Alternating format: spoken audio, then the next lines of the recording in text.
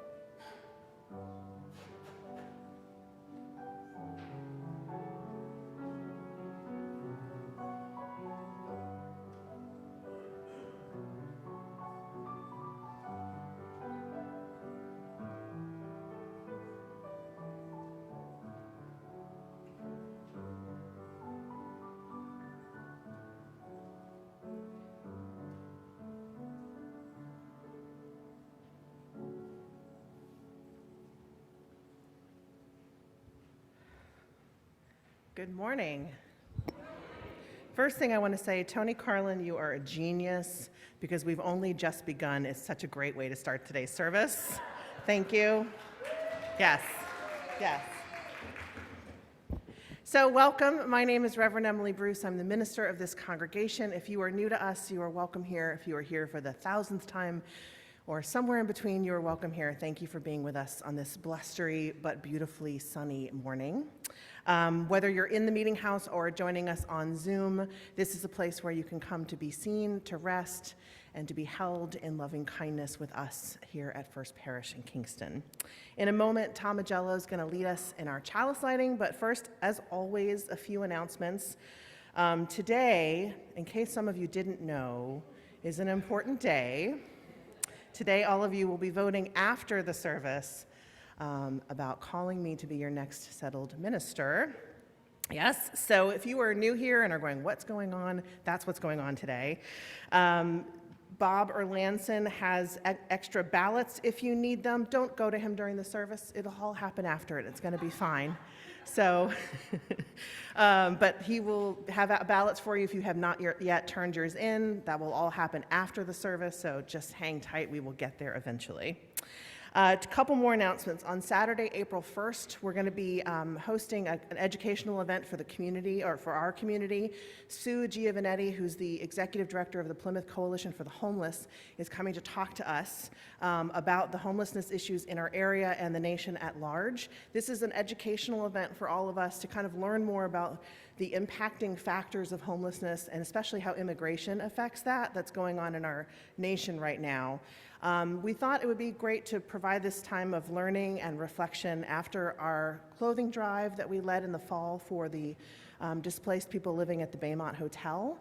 And also, as we are in a position of evolving relationship with Renewal House, it's time to ask some questions about where we feel called to do justice work elsewhere. So this is an opportunity for that. Again, Saturday, April 1st at 10 a.m. over in the Beale House. It'll be in the newsletter, and I'll announce it again from the pulpit next week.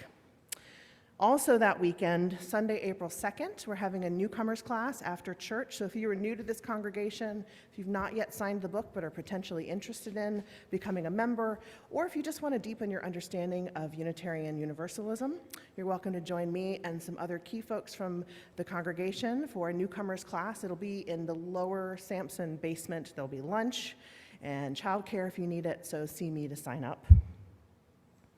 And that's it. So. You're all invited now to get comfortable in your seat and join me taking a deep breath in do that one more time. In and out.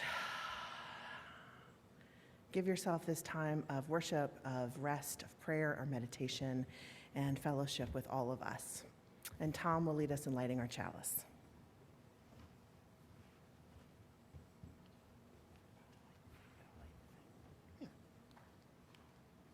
Good morning. I'm Tom Agello, and I'm a member of the choir and the music committee and the parish governing board, and I welcome you all, no matter who you are. Whoever you are welcome. This morning we light our chalice with these words by Reverend Connie Simon. This is the hour, the time has come.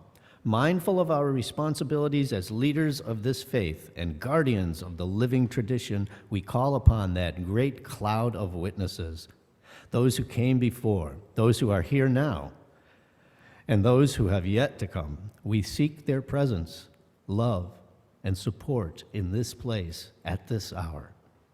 We kindle this flame to light their path and call them near as we undertake this sacred work. Come, let us worship together. I invite you to rise in body or in spirit for our opening hymn, number 360. Here we have gathered, number 360.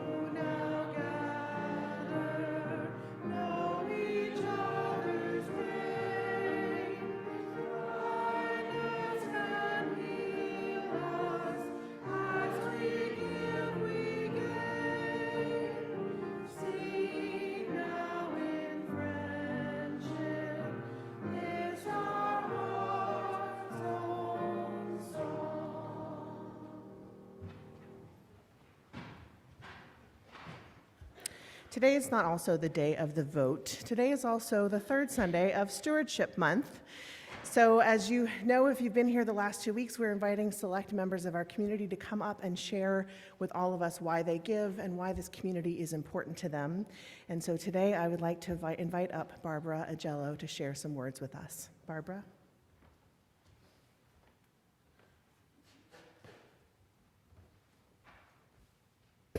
Hello. It was 30 years ago, 1993, when Tom and I first moved to Kingston. Hard to believe. And we were looking for some sort of religion, some sort of spiritual thing to pass on to our future children, and we didn't quite know where to go. We had both been brought up Catholic and looking for something a little different. And we were driving around, and Tom looked over at this church and said, "How about you? They like everybody." A very simple description, but yet pretty accurate, and that appealed to me right away. So we went to a service, and I'm thinking now of Emily's recent social media post about how churches say all are welcome and how that's so passive, and are they really welcomed? Well, we really felt welcomed. At coffee hour, people came up to us and talked to us. I specifically remember Christina Randall talking to me on that first day and actively welcoming us, and we've been here ever since. Now, since that time, Tom and I have gone our separate ways, but we both choose to be part of this community. And I choose to be part of this community and support it in every way that I can. So why do I do that? 3 reasons. The first reason is for the fellowship. We're here as part of a family, and we support each other. We celebrate each other's joys, and we support each other through our sadnesses and our hardships. And this was something new to me. So I remember years ago when I gave birth to Grace, and Adam was a toddler, and I was just completely overwhelmed. And for some reason, people started showing up at my house with dinners.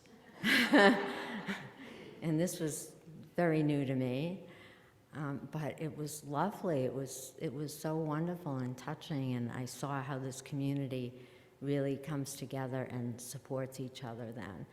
And over the years, that's continued to happen for me.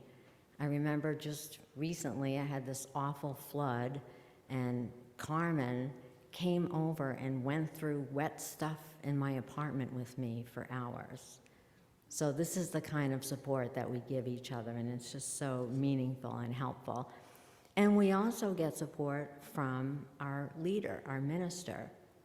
Right now it's Reverend Emily, and those before her as well give pastoral care to us. They will visit you in the hospital. They will hold your hand through your hardships, and they will cry with you and give you emotional support. And that has meant so much to me.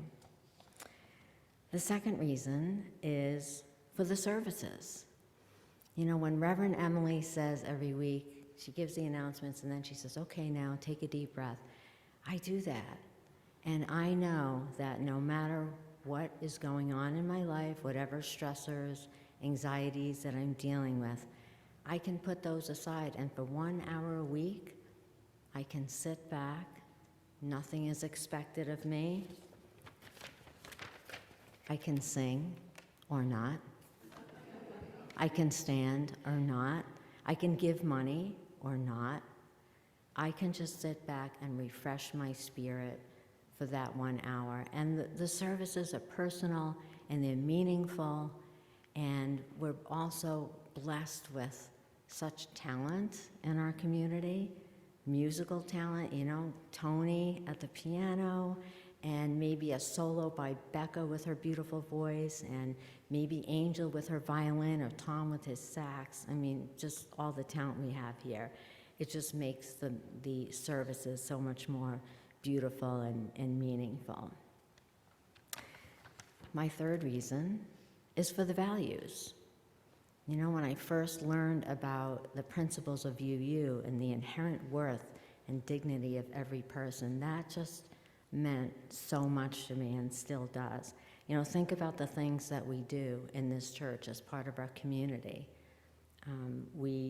We're a welcoming congregation. We honor Black history. We stood up for the immigrants that were dumped here last fall, and we helped them. Those are the kinds of things that just mean so much to me and are close to my heart. I feel like UU is like NPR, only with hugs.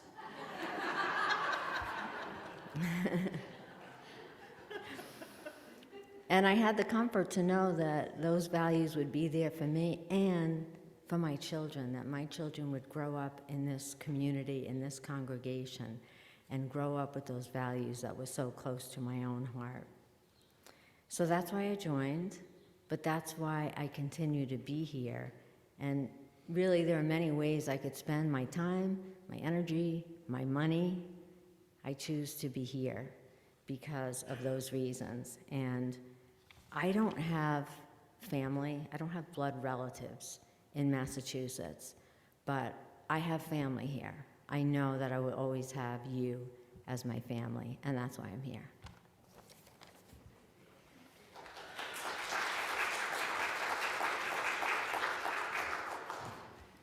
Thank you, Barbara. And you're right, you do have family here. You will always, always have family here. I probably should not have worn eye makeup today. Well, so the day is here, as I have already said, and we'll be saying again, the day we've been talking about, thinking about, waiting for has arrived. Today, you will all undertake what I would call one of the most important and sacred duties of a self-governed congregation, because you are voting on your future. You may be asking yourself, why is she doing this sermon now? We have all this other stuff to get through first. But this is intentional. We flipped the script just a little bit today, and I'm giving my homily now, and later in the service, Laura Sanda, our Director of Religious Enrichment, will bring all the kids over for a time for all ages late in the service so they can be here to watch the vote happen. It's important, right? They should be here to, they can't vote, but they can participate by watching the vote happen. So that's why I'm giving a homily earlier in the service today. And this is an important vote, as we know, and it's bigger than me, of course. It's way bigger than just voting to call me to this congregation. As you've talked about in the small groups led by the Contract to Call Task Force, this vote is about all of us, right? This vote is about who we are, what we value, and most importantly, who we're called to be. What do you want your future to be, and how can we as a church move towards that future together? So it's a big freaking deal, and I could not be more honored and proud to be a part of it. Go team, go us. And this is not the only moment we're having right now. It is a moment to stop, to be present as this very important decision is being made. As I thought about how to find words to encapsulate this moment that we're all in right now, I realized that we're actually in another important moment right now too, because we passed a milestone this week. 3 years ago, the COVID pandemic began and the world shut down. On Friday, March 13th in 2020, COVID was declared a national emergency. Can you even remember what the world looked like before COVID? I mean, think about it. All the things that we talked about, argued about, worried about, before a global pandemic changed the conversation, to say the least. Do you remember that week? Do you remember where you were? Do you remember what you were doing? Do you remember what you were thinking about before the world shut down, before we all went into our houses and didn't come out, before we started obsessively washing our hands and sterilizing our groceries? Do you remember doing that? Wiping down I had a big jar of bleach water in my foyer so I could wipe down all my groceries. So that week leading up to the shutdown, I was actually in Arizona. I was leading a group of graduate students on a trip to the US-Mexico border. We spent the week visiting emergency shelters, talking with people forced into migration, the workers who supported them, and the churches and other aid organizations that fed them and clothed them. It was a very, very powerful and moving week. I learned a lot, and it was incredibly sobering, to say the least, to see how our immigration system, or lack thereof, actually works or doesn't work. So it was very powerful for all of us, and we were constantly checking the news and calling our friends and family back home saying, should we come home? Should we come home? What are we doing? Should we leave? Should we stay? It consumed our conversation that whole week. So we finally did fly home on Friday, March 13th. I went home to my New Haven apartment, not realizing that I wouldn't actually be leaving it much for the next 2 years. And I also didn't realize how much the world outside my door would shift in those 2 years that I largely spent at home. I've been thinking about that a lot over the past few days, how our world has changed, how we have changed, how my priorities have shifted, How I worry far much more about my health and the health of my family than I think I ever did before. The slightest cold or cough, we automatically think, oh, is it COVID? But also when someone I love who already has health complications gets sick, I worry in a way that I never worried before. I'm also, in general, much more alert to the precarity of life, because I now see in so many new, fresh ways how it can be taken away by pandemics, by natural disasters, by the violence of hatred. I cherish hugs so much more now than I did 3 years ago, and you already know that I'm like a huge hugger, right? Yeah. So what's changed for you? How have your priorities shifted in big ways and small ways?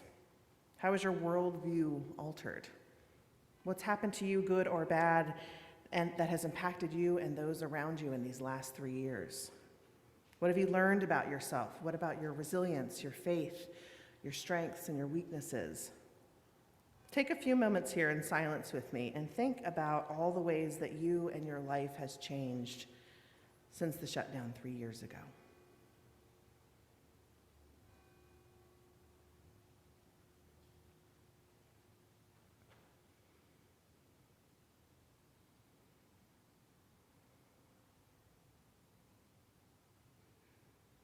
It's important to take stock, isn't it? It's important to pause and think, to mark the moment, as it were. Because being able to reflect on our past is what makes our future possible. The bright future, the hopeful future, the future that we want for ourselves and our children. Without a clear understanding of and appreciation for where we've been, it's a lot harder to envision where we want to go, right? That's true of our world at large, it's true of this church community, and it's true for each of us, for ourselves. It's how we help define what matters to us, what our values are, and what we really want. The quote I used in the worship announcement this week in the newsletter is a perennial favorite of mine, and it goes, "The place God calls you to is the place where your deep gladness and the world's deep hunger meet." That was written by Frederick Buechner, who was an incredibly prolific and profound writer and theologian who died last year. The place you are called is where your gladness meets the world's hunger. For me, this is the human experiment in a nutshell. Find what you love and use it to heal the world. Our capacities for love, for compassion, for justice are immense. They are far greater than we think they actually are, and they can only be matched by the incredible deep hunger of the world, where there is so much want, so much suffering, and so much need. But our calling as humans and as human Unitarian Universalists is to endeavor to use our gladness to meet the world's hunger. Does that feel like a tall order? You betcha. It's a huge, huge request. But that's why we do this work in community, right? That's why we have partners on the journey, for support when things get tough, for joy when it's time to celebrate, and for love every step of the way. So that's the big picture view. But what does that look like in our day-to-day? In a more granular view, who exactly are we, First Parish Church in Kingston, called to be? We have our wonderful mission statement that we can guide us. We gather as a welcoming community to honor the sacred of all life, to foster spiritual growth, nurture curiosity and learning, and build a just, compassionate, and sustainable world. That's beautiful. That's really, really beautiful. But it's not super specific, is it? I mean, I think the work of being a member here is translating that beautiful mission statement into a more concrete, specific action. So where is our deep gladness? That's my question today. What are we glad about? What serves us? What leads us on? What inspires us? And how may we use it to meet the world's hunger? What do we want to give? What are we uniquely qualified to offer? Well, I have a couple examples that I've thought about. First, I would say that we offer a liberal religious community in a somewhat conservative town. That's a big deal. That's something. We are the hippie church, as I've heard us described. Seriously, people call us the hippie church. We fly a rainbow flag and a Black Lives Matter flag, and we aren't afraid to speak the truth on our heart about injustices that we see around us. We step up when we can help those in our midst, especially those at the mercy of an unjust system of intolerance and cruelty, like the immigrants dumped at the Baymont Hotel, as Barbara talked about. We offer a welcoming message of love. I really do think we do this in so many of our interactions. Love and belonging in a world that is sorely lonely and afraid, right? There's a lot of loneliness and a lot of fear in our world today. And we offer that love and belonging in a million different ways, through our worship, through our justice work, through our fellowship, through our caring. And these examples are just a few among the many that I hope all of you can name and are even thinking about in your head right now. But there's room to grow, right? There's always room to grow. There's always more to do because the world has changed as we have over these last 3 years. The stakes have gotten higher. The world's deep hunger has gotten so great as to feel at times bottomless. So we need places of belonging and welcome and love and justice and solidarity, like First Parish, now more than ever. As we see injustice and discord in our world around us, we need to ask ourselves, what can we do? What is our responsibility here? We can't save the whole world, so don't worry, I'm not suggesting that's what we do, even though I know some of you want to try. Some of you think you can. But to paraphrase Edward Hale, we can't do everything, but we can do something, and therefore we cannot refuse to do the something that we can do. And in so many ways, that is the calling, right? That is the calling, to continually ask ourselves what we can do. Where is there a hunger that we might be able to feed? Sometimes it means taking on a justice issue, raising money, or donating supplies, or putting a big old sign on the road protesting injustice. Sometimes it means holding a fun night of fellowship so people can come and just laugh themselves silly and forget about their troubles for a little while. Sometimes it means food. With this crowd, it often means food. To those who are sick or caring for the sick, or those who just need help getting dinner on the table. It's all of this and more, the millions of permutations of justice and love and community that we can offer ourselves and our world, and that is our calling. What a necessary calling it is to serve the aching world a message of love and light and hope. A message that says we are stronger together, and you too can live your values aloud and not alone. So, as you all prepare to offer me a calling to this ministry and this community, I offer an equal calling to all of you. Find your deep gladness, whatever it is, and offer it to the world. Let your actions be guided by love and by justice. Let us help each other do the something that we know we can do. Because surely, there can be no more noble and just calling than that. May it be so. Amen. And now, we are going to pivot into our time of silence and meditation and prayer and sharing the joys and concerns on our hearts with each other this morning. So I invite you to begin by joining me in singing side 1 of May Love Be Your Guide. You should have a little white card in your pew. We're going to sing side 1 together.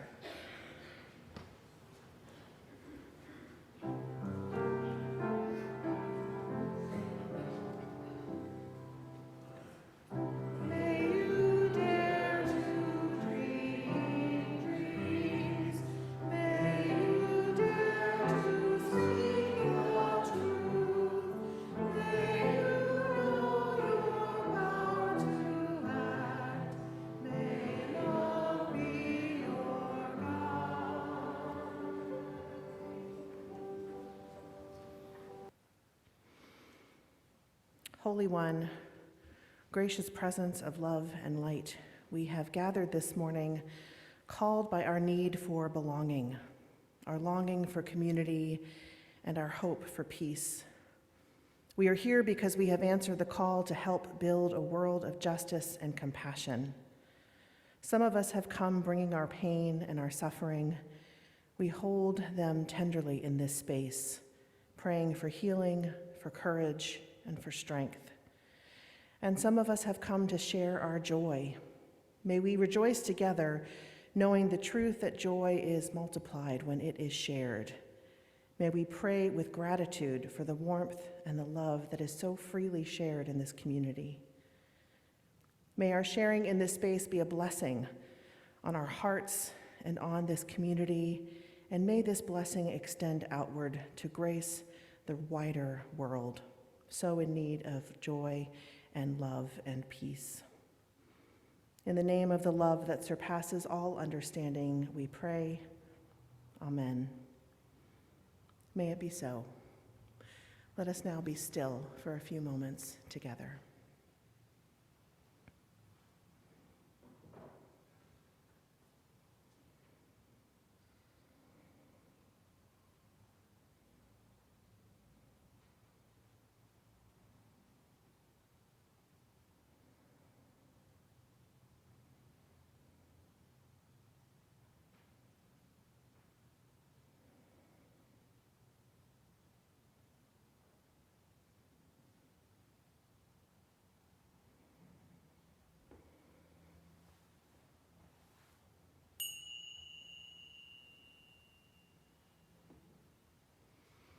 Now please join me in singing side 2 of May Love Be Your Guide.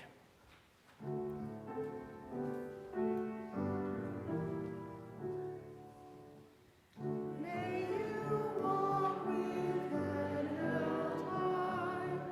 May your heart praise earth and sky. May you see life's gift to you. May love be your guide, your guide. Amen. May love be your guide.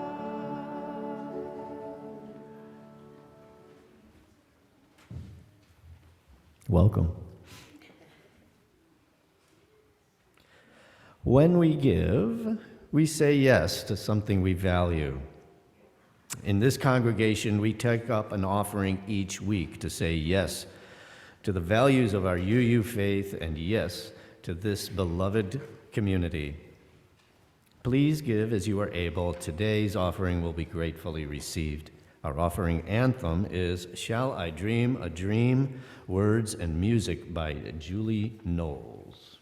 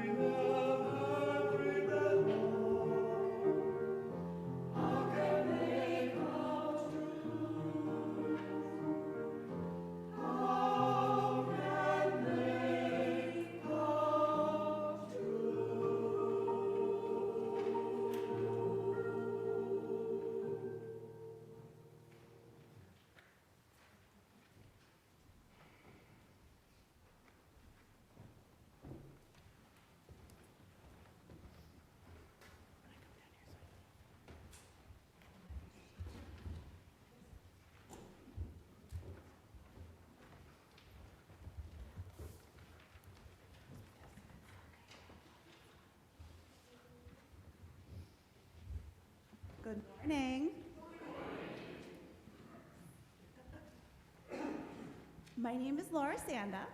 I serve First Parish as your Director of Religious Enrichment, which means that I coordinate the children's programming.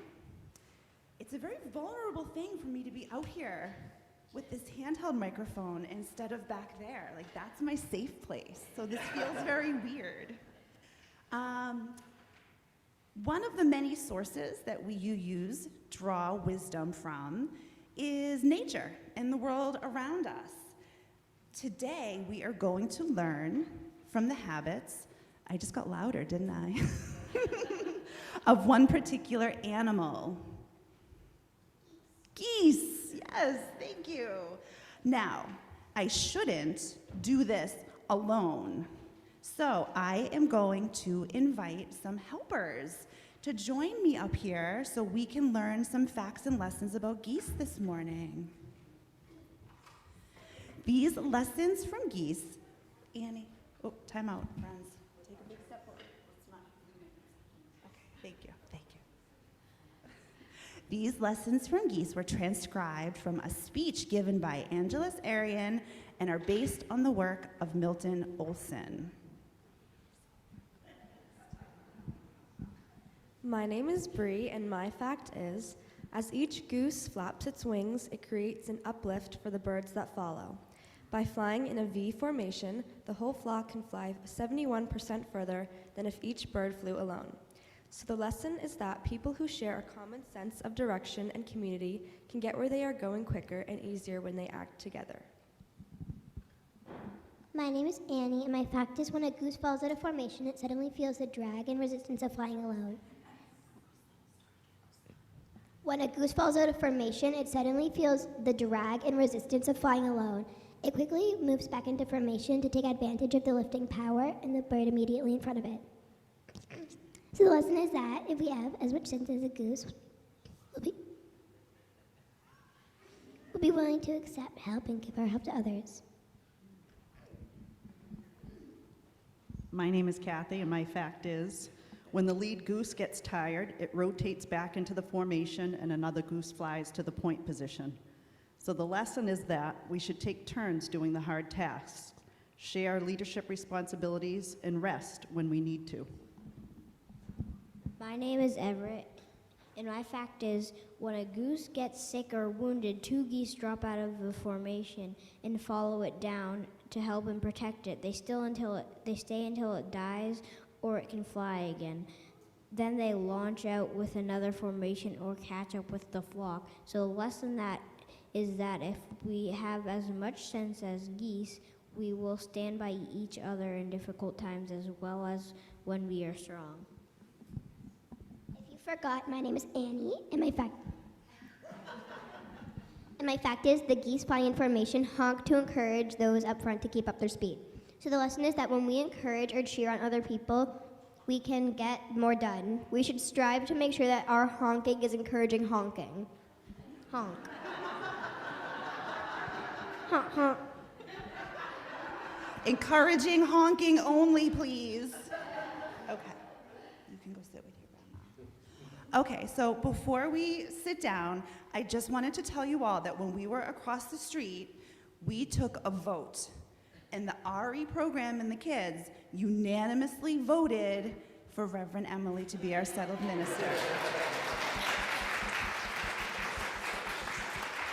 Okay, so how about some honking and cheering for my helpers up here today? Honk, honk, honk, honk. Now, please rise in body or in spirit to join in singing our closing hymn, This Little Light of Mine, number 118 in the Gray Hymnal.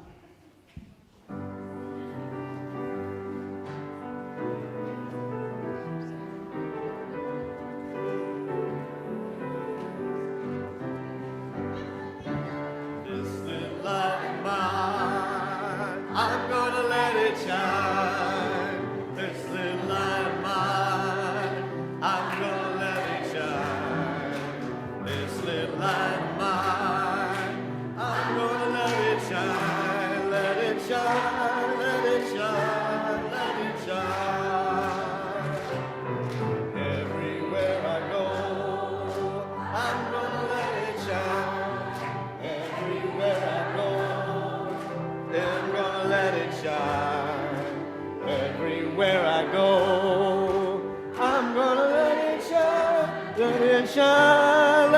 shine, let it shine.